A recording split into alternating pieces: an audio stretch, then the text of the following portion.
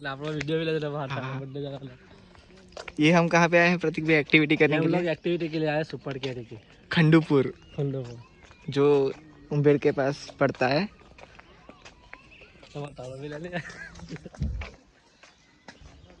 हम दोनों सेल्स हैं, तो हमको एक्टिविटी के लिए भेजा गया था, जहाँ भी जाओ वहाँ पे, लेकिन हम आ गए हैं घूमने के लिए। ये सिर्फ खंडूपुर नहीं है, ये प्रेमी पंखीरा की जगह है।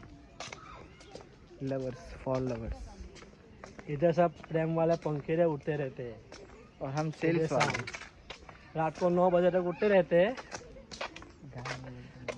उड़ते रहते हैं 9 बजे। और आप देख सकते हो कि कितना अच्छा मौसम है और गार्डन भी। लेकिन यहाँ पे सब लड़कियों के साथ आए हैं, लेकिन मैं इनके साथ आया और ये मेरे साथ आए हैं। मतलब